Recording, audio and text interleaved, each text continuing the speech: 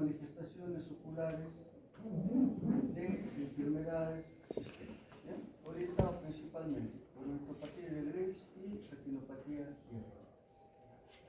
Entonces, veamos primero la enfermedad de Graves, pero antes una pequeña descripción de lo que viene a ser pues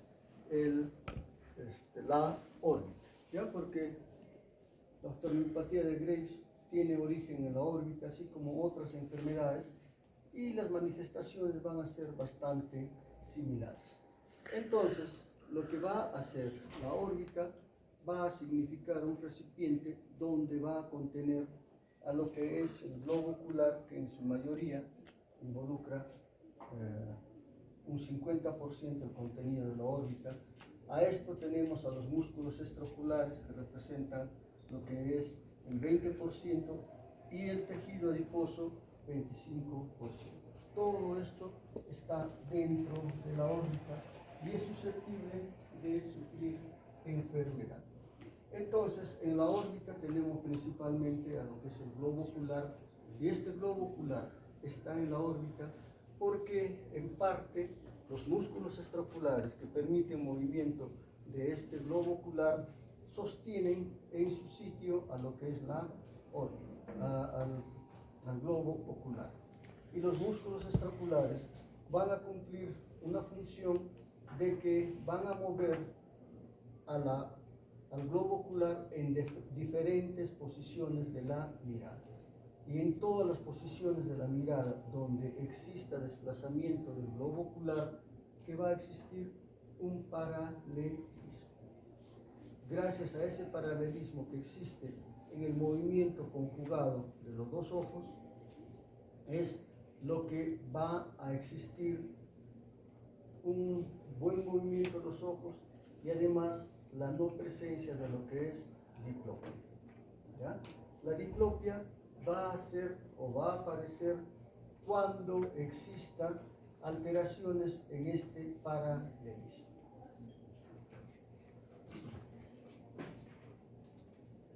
Entonces, acompañan a contener el ojo en su sitio lo que viene a ser el septum orbitario.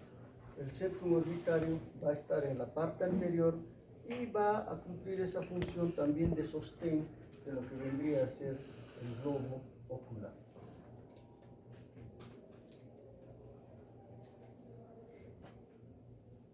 Dentro de lo que es la órbita, la parte anterior pues es más visible por todos, pero la parte más interna, la que constituye el ápex, es una estructura bastante dinámica dentro de la órbita. ¿Por qué?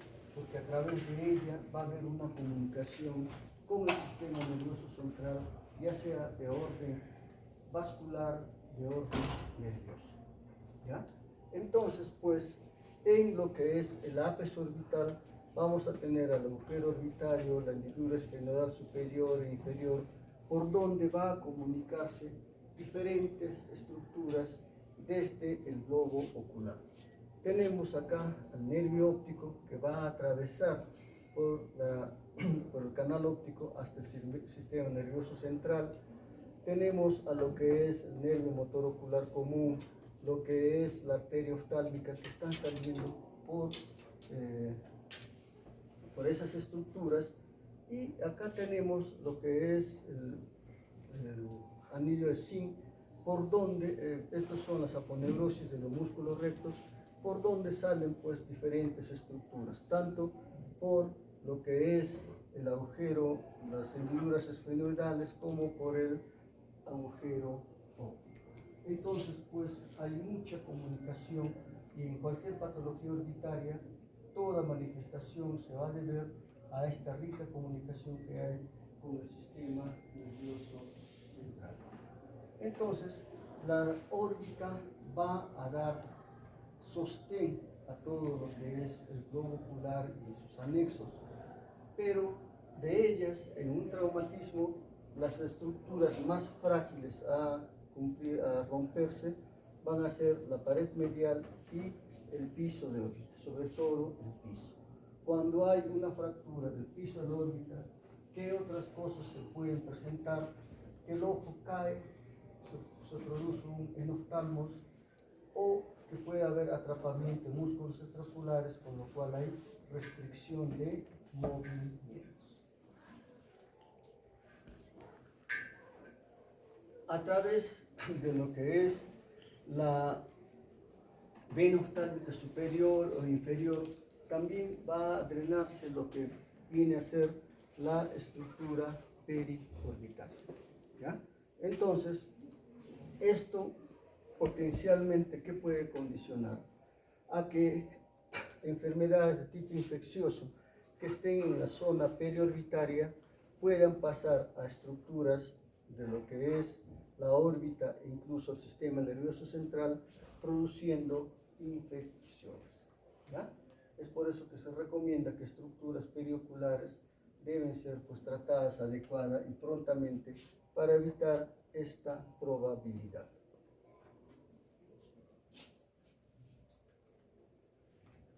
Muy bien, entonces, dentro de lo que es patología orbitaria, existen diferentes causas. Puede haber una causa endocrina, como la oftalmopatía tiroidea, puede haber procesos infecciosos como la celulitis orbitaria, puede haber reacción orbitaria inflamatoria, puede haber shunts arteriovenosos. Pero todos ellos van a tener una traducción que va a ser más o menos constante. En todas ellas que vamos a encontrar afectación de los tejidos blandos. Esta afectación de tejidos blandos se va a traducir ¿por qué? Por edema palpebral interiororbitario, ptosis, quemosis, inyección conjuntival, etc. ¿Ya? Eso es algo que es estándar para todo lo que es patología de órbita. Uno de los signos que vamos a presentar, los que van a presentar los que tienen patología orbitaria, va a ser la proptosis. ¿Por qué? Porque toda esta reacción inflamatoria, infecciosa que va ocurriendo detrás del globo ocular, lo que va a hacer es empujar el globo hacia adelante, que es la única estructura a través del cual el globo podría salir. Entonces, esto se va a producir por que se está empujando el globo ocular, y esto es lo que se denomina proptosis. ¿Ya? Puede haber también casos de proptosis o pseudoproptosis, como en el caso de lo que vendría a ser un enoftalmos, donde el ojo está mucho más pequeño o parece ser más pequeño, o por lo que hay una fractura de piso, o por lo que hay atrofia de lo que es la grasa retroorbitaria. ¿En qué otros casos puede haber pseudoproptosis o pseudoexoftalmos?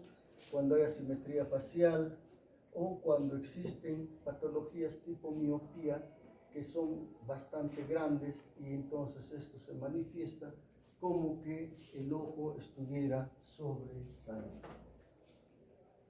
La retracción palpebral de los dos ojos también da la impresión de pseudoproptosis. ¿Qué están viendo ahí? Lo que les llama la atención ectoscópicamente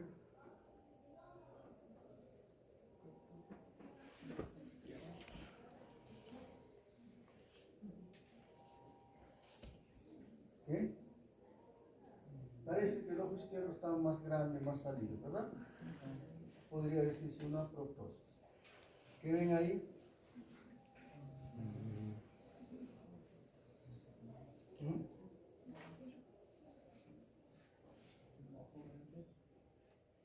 El ojo izquierdo está mucho más grande.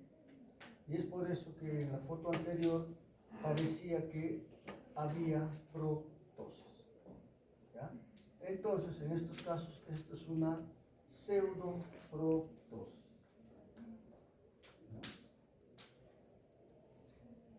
También hay una aparente proptosis en el ojo derecho, pero es una pseudoproptosis porque por lo que hay lo que se llama una retracción palpebral, donde se está viendo mucho más esclera acá.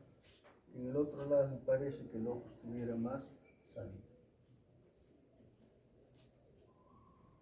ahí también parece que hubiera proptosis, ¿verdad?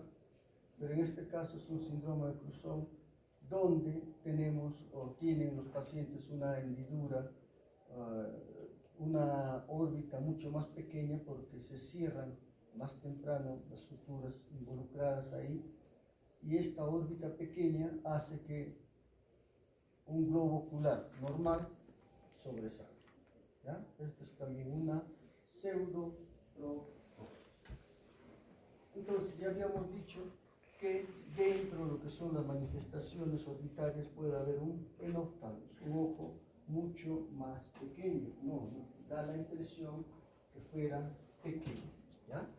Como en un proceso orbitario va a haber reacción inflamatoria o infecciosa o alteraciones de músculos extraoculares, ¿no? Entonces, ¿esto qué es lo que va a causar? Va a causar limitaciones en el movimiento. Limitaciones de movimiento que pueden ir hasta lo que es la poca motilidad, logrando una oftalmoplegia.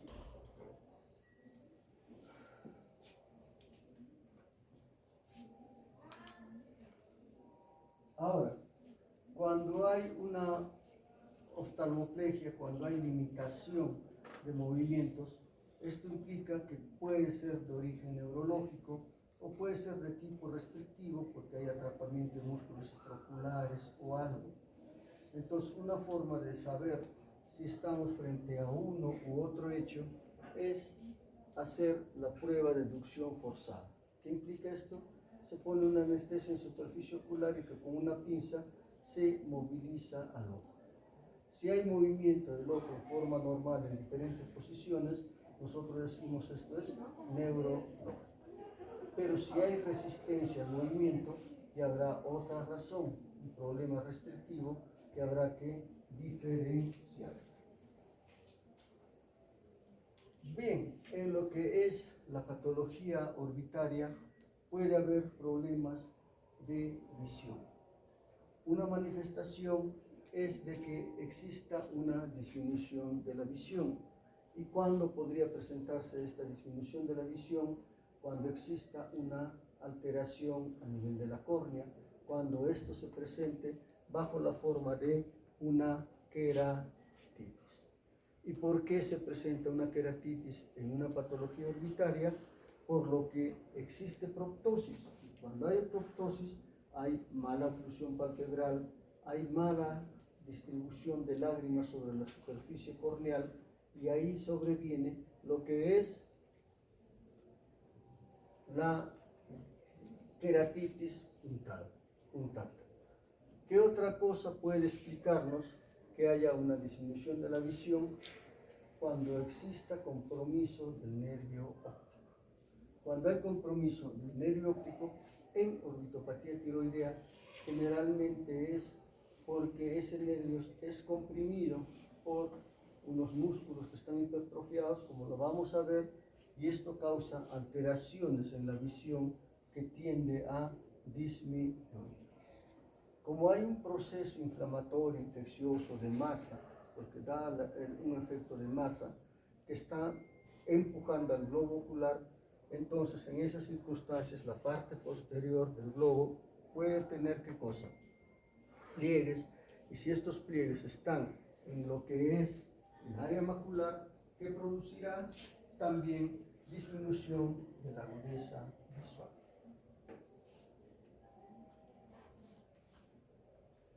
Muy bien, cuando nosotros evaluamos a un paciente que tenga patología orbitaria, pues el hecho de que exista un compromiso del nervio óptico puede traer también alteraciones en la visión, pero si nosotros examinamos a estos pacientes, podemos encontrar alteraciones en la coloración de la papila que está dañada por esta lesión en el nervio óptico, ¿ya?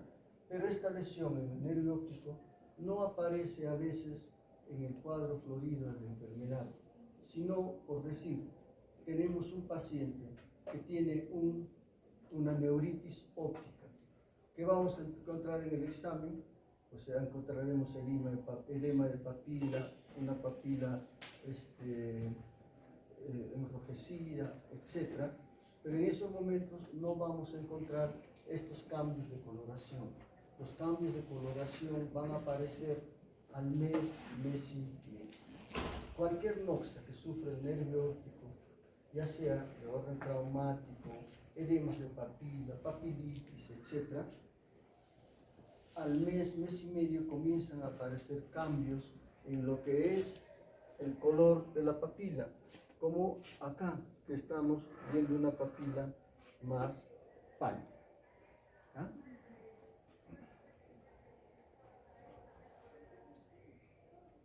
Puede haber también, como manifestaciones de esta patología de órbita, cambios vasculares y retinianos que se traduzcan pues, por dilatación venosa, por lo que son oclusiones vasculares, etc. ¿Ya? Entonces son diferentes manifestaciones que pueden ocurrir. El hecho es de que cuando estamos frente a un paciente portador de una orbitopatía tiroidea, va a haber lo que se llama un conflicto orbitario agudo. ¿Y por qué se va a presentar esto? Porque va a haber un retardo, una inflamación que va a afectar el retorno venoso. Y ese retorno venoso que está siendo afectado, ¿cómo se traduce?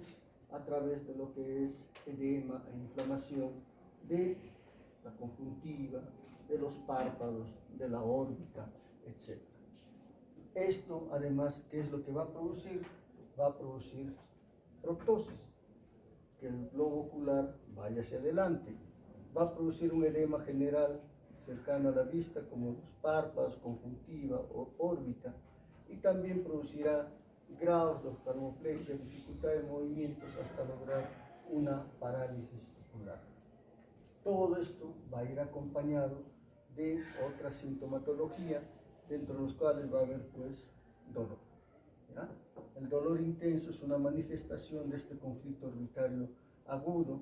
El paciente puede comenzar a ver doble, la visión doble. ¿Por qué razón? Porque el paralelismo de lo que es los músculos extraoculares no van a permitir que el globo ocular esté en su sitio, y basta que uno de los ojos esté más desviado para que se produzca visión doble.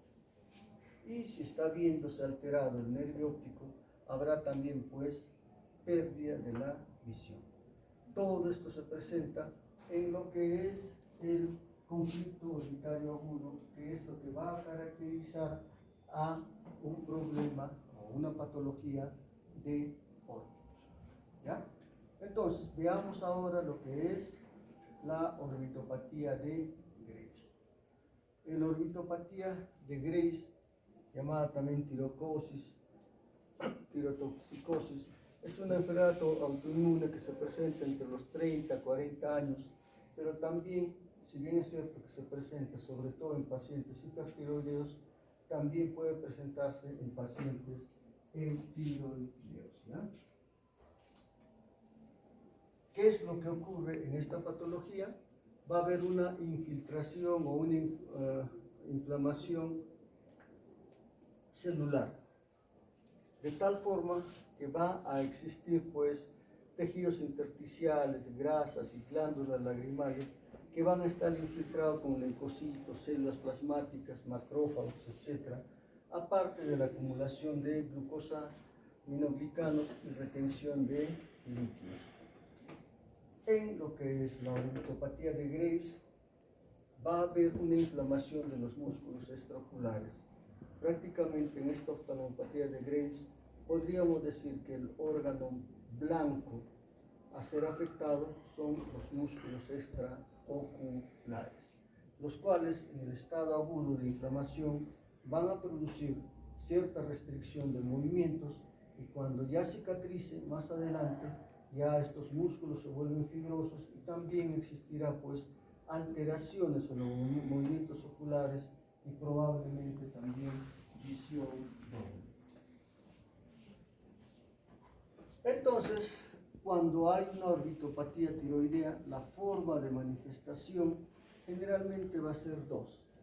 Aquellas que van a estar alteradas secundarias a una hiperactividad del sistema nervioso simpático y las lesiones infiltrativas del tejido orbital.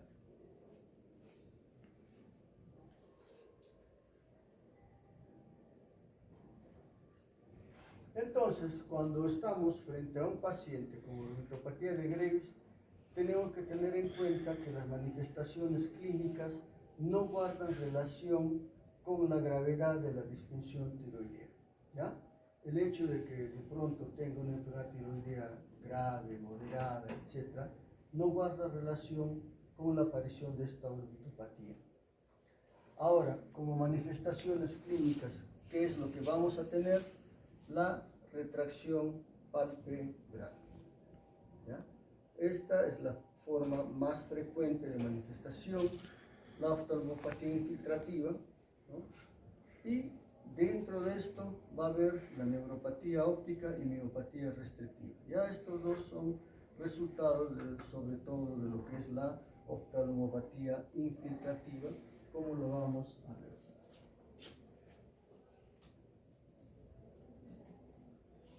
Entonces, la retracción palpebral viene a ser la forma más frecuente de manifestación de una orbitopatía tiroidea, que va a representar más del 50% de pacientes que sufren este tipo de manifestación.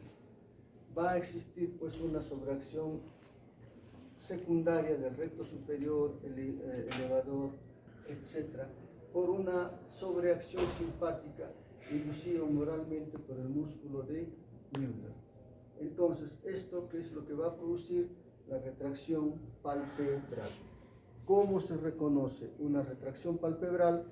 Porque la hendidura palpebral va a incrementarse, se muestra más esclera. Esa es la manifestación de una orbitopatía de Graves, de lo que viene a ser la retracción palpebral. En la imagen superior, ¿cuál tiene mayor retracción palpebral?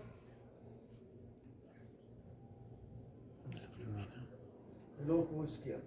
Donde hay retracción palpebral, el párpado superior y párpado inferior, más en el superior. ¿Ya?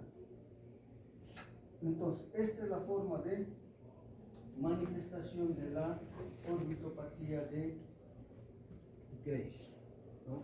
Ahora, dentro de esto tenemos dos signos. El signo de lo que es del Dalrymple, que no es otra cosa que la retracción de párpados, ¿ya? ¿Cuál de los ojos tiene retracción palpebral en la imagen superior? ¿En el izquierdo?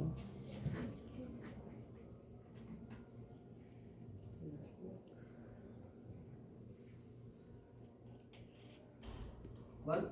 Izquierda. La izquierda. ¿Y la derecha tiene o no? También. ¿Ya? Hay retracción palpebral en los dos ojos. Más en el izquierdo, pero hay retracción palpebral en ambos ojos.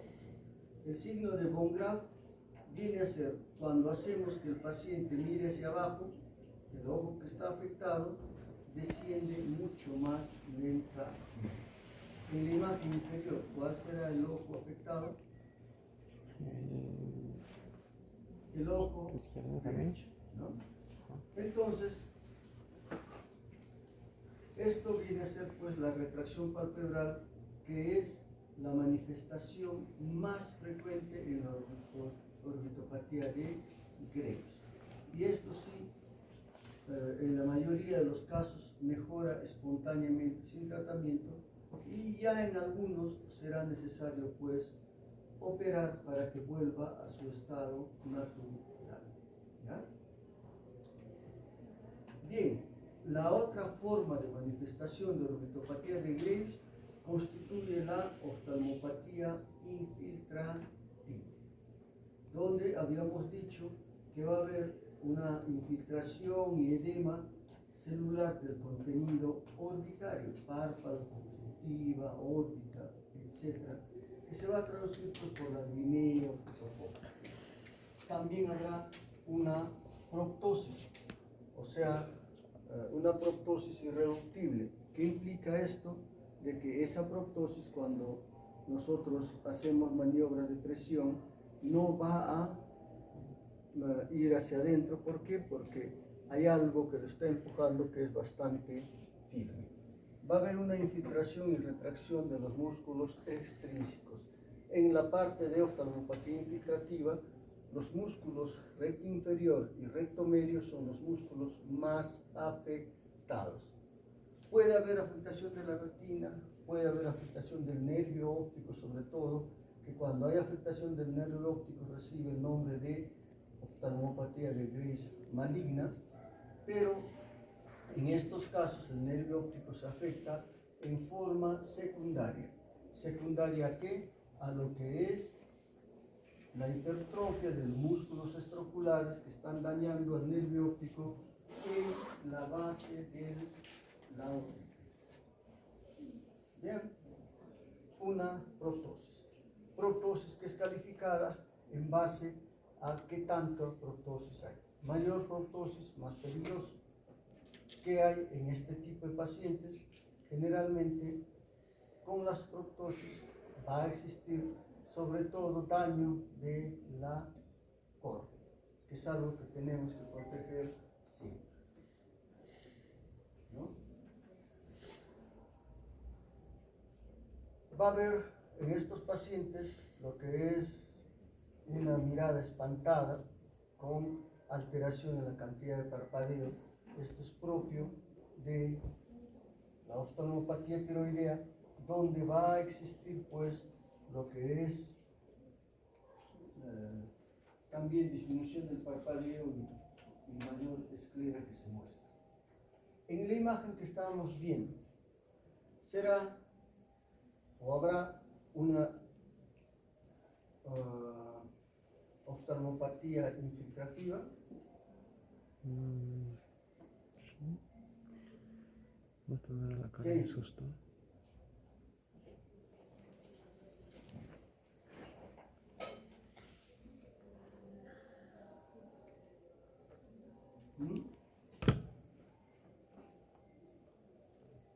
¿Sí o no? Probablemente no. Solamente hay una retracción palpebral que es la forma más frecuente. Porque una oftalmopatía infiltrativa implica pues, que haya traducción de edema en conjuntiva, en párpados, todas esas cosas. ¿Ya? Por ejemplo, en este caso tenemos lo que es una retracción palpebral, pero también hay congestión, etc. Esto sí podría ser un caso agudo de una oftalmopatía infiltrativa. Y si hiciéramos biopsia, vamos a ver pues edema, infiltración linfocitaria de tejido graso y de lo que son músculos extraoculares. Por ejemplo, en la imagen, ¿qué les llama la atención?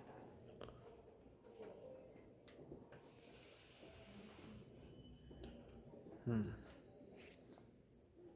sé qué será.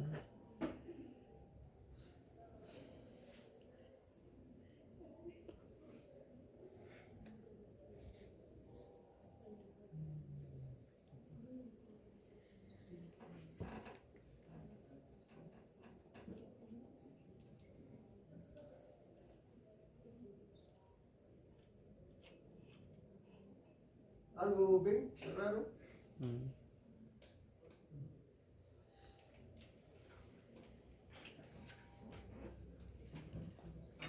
Recto medial está más grueso, ¿verdad? Ahí. También recto medial mucho más grueso, ¿verdad?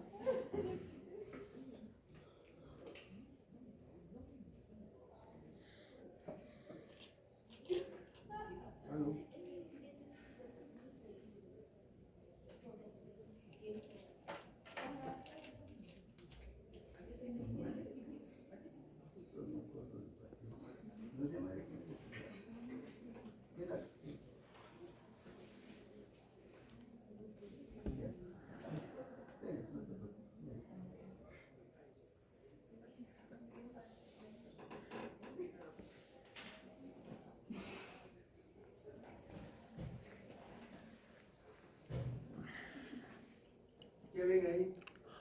Sí, pues. Está gigante. También engrosamiento del músculo extraocular. ¿Ya? Entonces eso es lo que ocurre pues en lo que es una oftalmopatía tiroidea. ¿Ya? Entonces, cuando existe una compresión directa del nervio óptico, va a haber pues, alteraciones en el aporte sanguíneo, etc. Entonces es una patología mucho más severa. Se presenta solo en el 5% de los casos, pero hay que estar alertas a que no se presente esto. ¿Por qué? Porque va a afectar la visión central, porque es el nervio óptico que está siendo dañado y puede esto presentarse sin necesidad de que exista una proptosis marcada. ¿Ya? Generalmente cuando hay una proptosis marcada puede haber también compresión del nervio óptico, pero en proptosis marcadas lo que va a haber más daño es de la parte de la córnea. ¿Ya? Vean en la imagen que se está notando, en el ápex orbitario tenemos los músculos extraoculares, músculos rectos, que están bastante hipertrofiados, que por ahí donde pasa el nervio óptico, ese nervio óptico está siendo comprimido. ¿Qué hacemos en estas circunstancias? Lo que se tiene que hacer es una descompresión orbitaria. ¿Ya?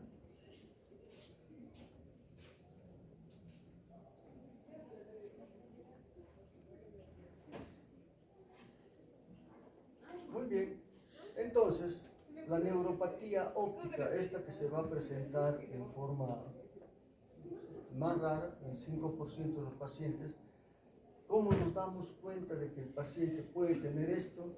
Por lo que de pronto hay una agudeza visual disminuida. ¿Ya? ¿Qué más? Cuando hay defecto pupilar aferente. El defecto pupilar aferente, ¿qué implica? De que hay una pupila que está semidilatada, que no reacciona a la luz. Un defecto pupilar aferente es indicativo de una lesión del nervio óptico. Ahora bien, puede haber desaturación del color y brillo, lo que se llama una pseudodiscromatopsia. ¿Por qué? Porque al haber alteración y daño del nervio óptico, pues también se altera la visión de colores. ¿Ya? En este caso, pues, el tratamiento definitivo es una descompresión orbitaria o si no, dar metilprednisolona en forma endovenosa.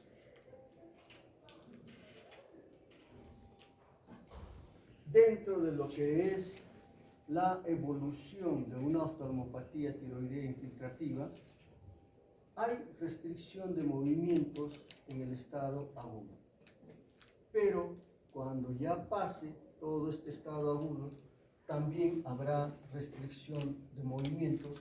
¿Por qué? Porque el músculo extraocular va a ser un músculo que va a estar fibrótico. Y ese músculo fibrótico pues, altera también el movimiento ocular. Y ese movimiento ocular alterado, con seguridad, está produciendo visión doble. Entonces, en este caso, ¿qué es lo que se tiene que hacer? Cuando hay defectos de la utilidad ocular, se tiene que operar. Se trata como si fuese un estrabismo. Entonces, a la larga, en estos pacientes, ¿qué es lo que se hace? Pues se corrige ese problema de restricción de movimientos por músculos que están fibrosados a través de una cirugía, como si fuese un estrabismo.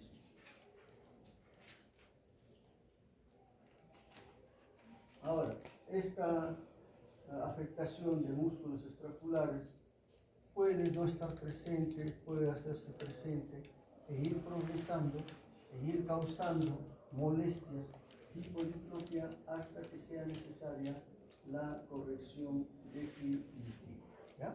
De manera general, el tratamiento de la oftalmopatía tiroidea va a implicar pues lo que es la prevención del ojo seco, porque en la parte infiltrativa casi todos los pacientes van a cursar con lo que es proptosis y esa proptosis trae problemas de mala oclusión palpebral y problemas de ojo seco. Se puede dar corticoterapia por vía endovenosa, por otra vía no hace efecto y no es saludable. Puede usarse radioterapia, descompresión quirúrgica, cuando haya compromiso del nervio óptico, del estrabismo por problemas refractivos o restrictivos de movimiento que está causando visión doble, y la cirugía de retracción palpebral cuando ya no pase después de cierto tiempo. Bien, sigamos con lo que viene a ser diabetes y ojos. ¿Ya? Entonces, cuando hablamos de diabetes, la diabetes puede dañar diferentes estructuras del ojo, desde la parte más externa a la más interna.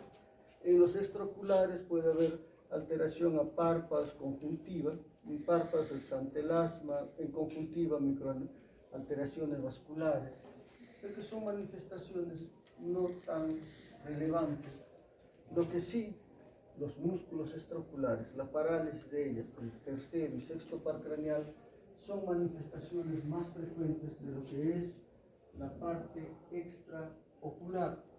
Tenemos una parálisis del tercer par, y en estas circunstancias, si el paciente es diabético, pues no vamos a estar de pronto buscando otra etiología que explique esta parálisis, ¿ya? Porque la parálisis de músculos extraoculares por diabetes se da con cierta frecuencia. Puede haber compromiso a nivel intraocular que se va a traducir principalmente por una menor respuesta en la pupila, ya sea esto porque hay daño por una neuropatía autónoma o por infiltración de glucógeno del epitelio pigmentario del esfínter y músculos dilatadores de la pupila. A nivel del iris también puede presentarse lo que es la rubiosis, ya habíamos adelantado, la rubiosis que se presenta como respuesta a una isquemia retinal que puede cruzar con glaucoma neovascular. A nivel intraocular, también en el cristalino, va a haber afectación. En estos pacientes va a haber una catarata diabética, va a haber una catarata senil que se va a presentar a una edad mucho más temprana, pero también puede haber lo que se llama cambios de refracción. ¿Por qué motivo? Por variaciones en la glucemia. Ya lo habíamos adelantado. Un paciente diabético puede tener una visión normal, en algunos días, si hay mal control metabólico, puede tener una visión anormal, una visión disminuida. ¿Por qué? Porque los niveles de glicemia van a afectar lo que es el factor refractivo. ¿Ya? Esta es la forma de presentación de la diabetes más frecuente en lo que es el cristalino. Alteraciones en la reflexión que se traducen por variaciones en la visión. Por eso se recomienda que la medida de la vista debe hacerse con glicemia normal.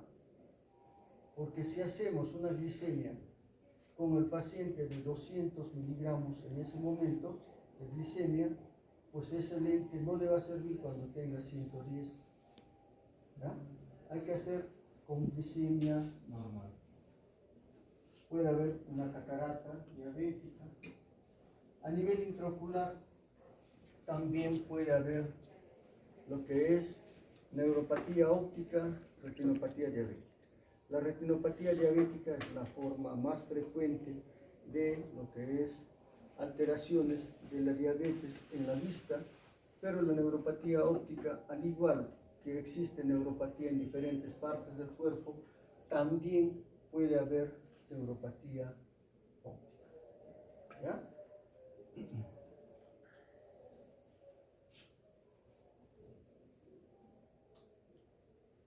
¿Qué están viendo ahí?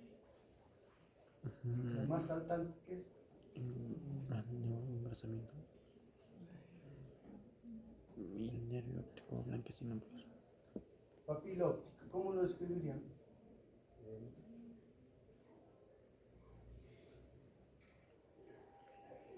¿Será una papila normal? ¿Bueno?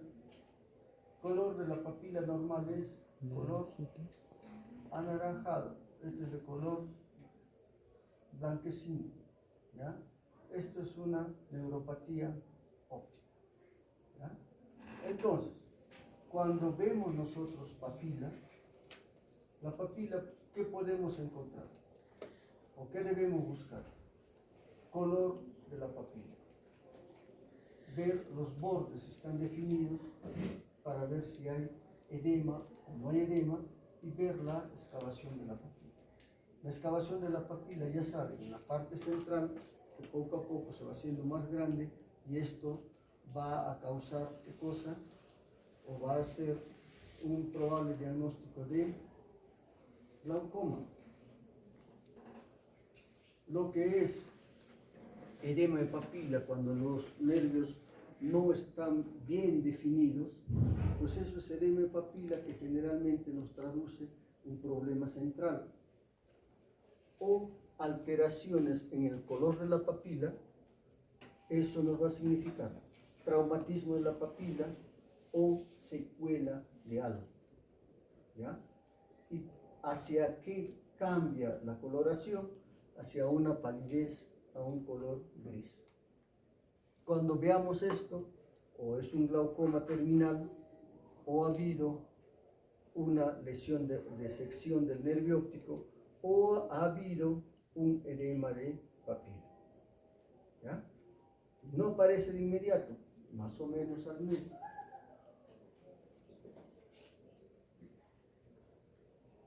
Entonces, veamos lo que es la retinopatía diabética. La retinopatía diabética viene a ser la primera causa de lo que es ceguera, pero en adultos jóvenes. Una ceguera irreversible. Y es la quinta causa de ceguera, junto con degeneración macular relacionada a la edad, glaucoma, catarata, miopía alta, etc. Cuando vimos catarata, también era causa importante de ceguera, pero ¿qué lo diferenciaba?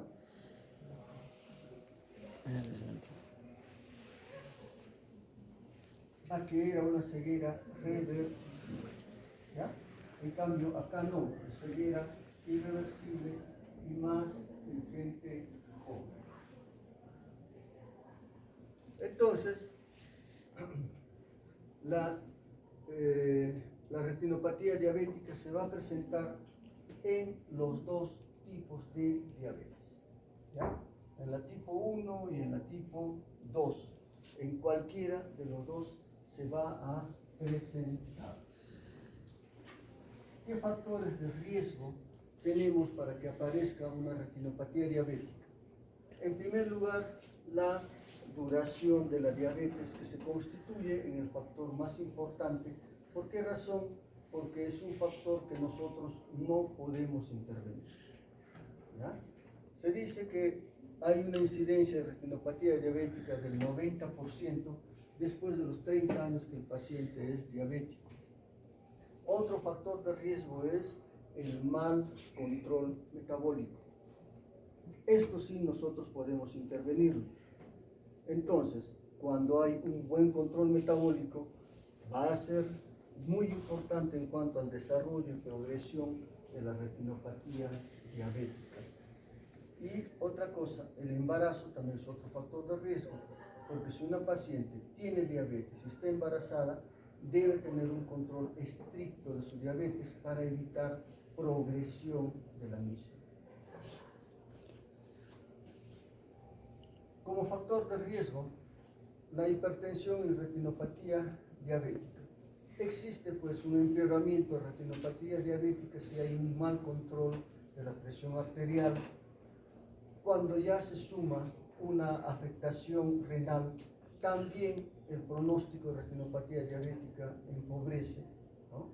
Pero esto no es otra traducción de que tanto en el riñón, tanto en los ojos, la retinopatía diabética o la enfermedad de lo que es la diabetes es más grave. ¿Por qué? Porque ya hay mayor daño, ¿ya? A esto se suma el tabaco, la obesidad, la lipidemia como factores de riesgo, pero lo más importante, los que se han indicado. Ahora, muy bien, ¿qué es lo que implica el tener un buen control metabólico? Un buen control metabólico hace que se retrase el inicio de la retinopatía diabética. ¿Qué otra cosa más hace un buen control metabólico? A que se enlentece la progresión de retinopatía diabética de base. ¿Qué implica esto? Que esa retinopatía diabética leve esté pues leve por mucho más tiempo. Además, que disminuye la tasa de conversión hacia pacientes que tienen retinopatía diabética más avanzada a que pasen a una retinopatía diabética más grave. Porque no vamos a encontrar a un paciente solamente en el estadio leve, podemos encontrar a un paciente en un estadio entre moderado y severo y se evita la progresión a estadios mucho más graves. Disminuye la incidencia de edema macular. El edema macular es una manifestación de retinopatía diabética que aparece tanto en el estadio no proliferativo y proliferativo, por lo tanto, se constituye en la principal causa de disminución de la visión en los pacientes diabéticos. Entonces, al haber menos edema macular, también menos disminución de la agudeza visual habrá. Y disminuye la necesidad de fotocoagulación con láser, que es el tratamiento de la retinopatía diabética más avanzada. Entonces, pues, al no hacer la enfermedad más avanzada, pues se disminuye también este tratamiento.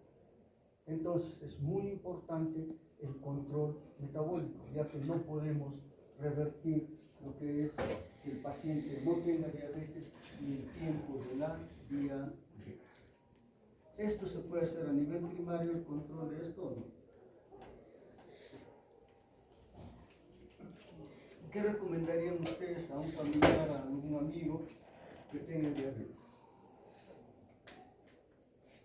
Se la control bien. Control constante. Modificaciones del estilo de vida. Ya, su estilo de vida, su ejercicio, que tenga todo su estado metabólico más o menos adecuado, etc. ¿Qué más? Control constante.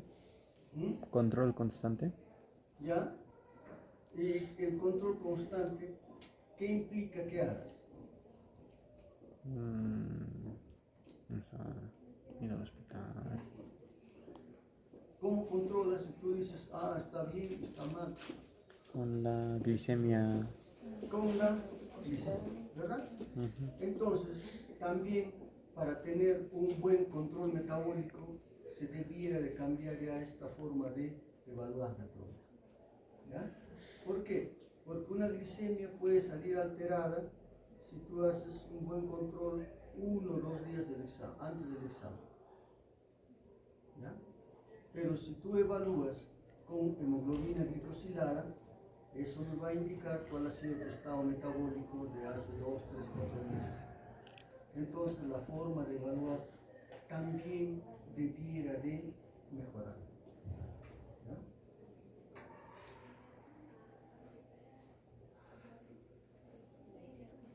Vean, 1.5 millones de diabéticos en el Perú.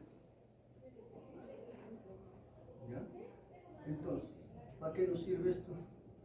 Para que elijan pues la especialidad. No estaría mal que sean endocrinos. ¿Ya? Van a tener pacientes.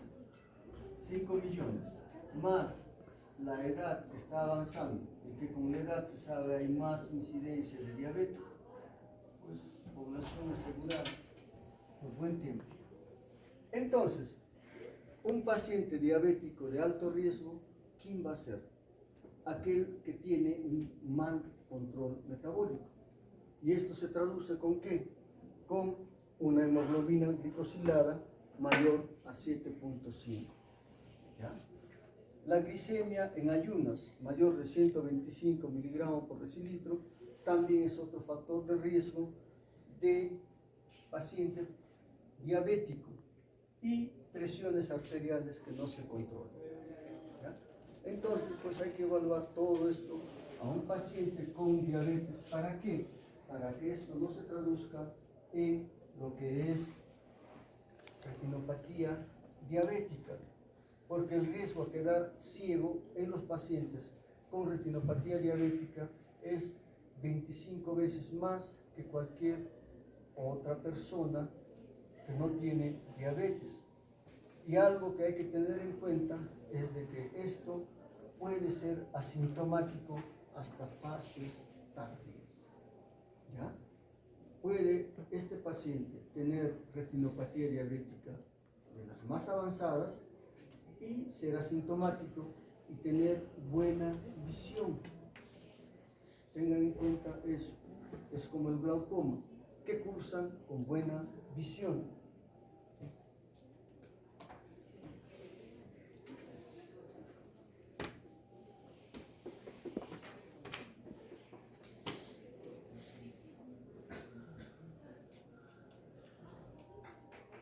Si un paciente llega a ser ciego por retinopatía diabética, pues también tenemos que la mortalidad en ellos es de 36%.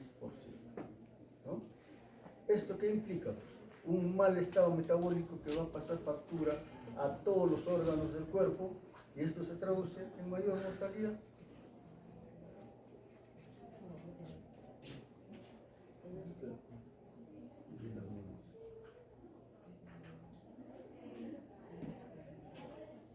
Muy bien, entonces, ¿qué es lo que va a ocurrir en un paciente con retinopatía diabética? Va a haber pues una alteración principalmente de los vasos más pequeños. ¿Ya? Los vasos grandes pueden ser afectados, pero son los vasos pequeños que van a afectarse y ellos van a presentar ¿qué cosa? Oclusión microvascular y alteraciones en la permeabilidad de los vasos, que son los que van a condicionar la aparición de una serie de signos en base a los cuales vamos a clasificar la retinopatía diabética. Entonces, cuando vemos oclusión microvascular, ¿qué es lo que va a pasar? De que la hiperglicemia va a condicionar una serie de cambios en esta microvasculatura que van a traducirse como cambios capilares por pérdida de pericitos, por engrosamiento de la membrana basal y por la lesión y proliferación de células endoteliales. Con esto van de la mano cambios hematológicos como es la deformación y aumento de formación de paquete de Matías, mayor engrosamiento y agregación de las plaquetas y disminución de transporte de oxígeno. Todo esto que va a condicionar zonas de oclusión, zonas de isquemia. Y por el otro lado, también va a producirse una alteración en la permeabilidad de los vasos sanguíneos.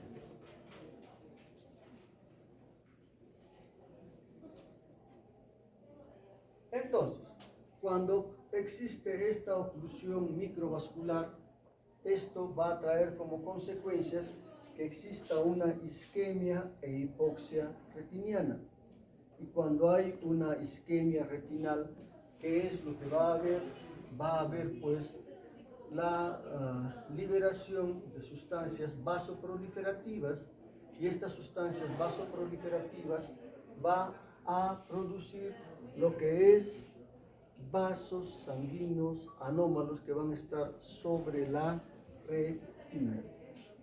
Entonces, esta retina que va a estar hipóxica, ¿no?, va a traer como consecuencia la neovascularización. Neovascularización que va a ser secundaria a factores de crecimiento endotelial, en un intento de ¿qué? En un intento de revascularizar lo que es la retina. Pero en ese intento de revascularizar la retina, estos vasos son totalmente anómalos, con mucha tendencia al sangrado. esta neovascularización, ¿dónde se presenta? Sobre todo en el nervio óptico. Pero también puede estar presente en otra parte de la retina, y en todas ellas, cuando está presente la neovascularización, ya es una patología que puede llevar a la ruptura de estos vasos y producirse hemorragia vítrea. Entonces, puede también haber neovascularización en el iris, y esto condicionar la aparición de glaucoma neovascular.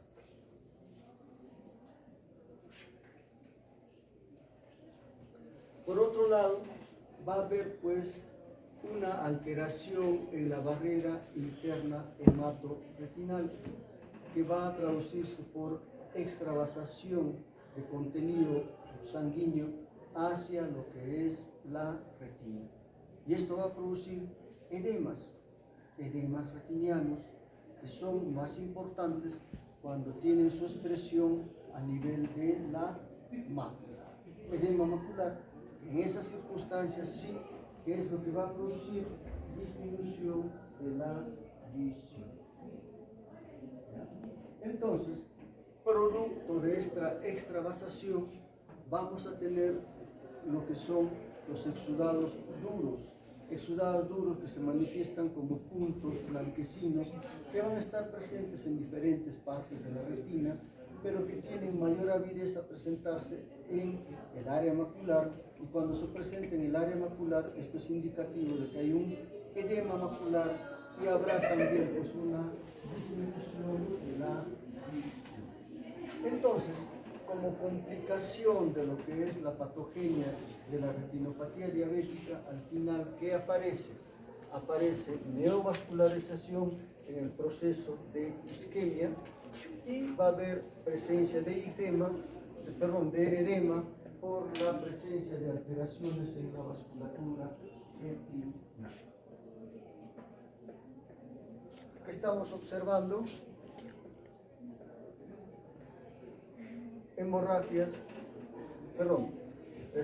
Neovascularización. ¿Qué estamos observando? Edema retinal a nivel de la mano. Las dos formas de expresión de complicaciones de una retinopatía diabética. ¿Qué se ve? Midriasis, inyección conjuntival, inyección ciliar. Neovasos, neronitis, que puede producir glaucoma neovascular. Entonces, ¿cómo hacemos el diagnóstico de una retinopatía diabética proliferativa? A través de ir viendo lo que es los cambios que se producen en la retina por efecto de lo que es la expresión pues, de la neovascularización o del edema. Entonces, todo esto se hace a través del examen de fondo de ojo. Dentro de las lesiones clínicas vemos la presencia de microaneurismas, que es la presentación más frecuente.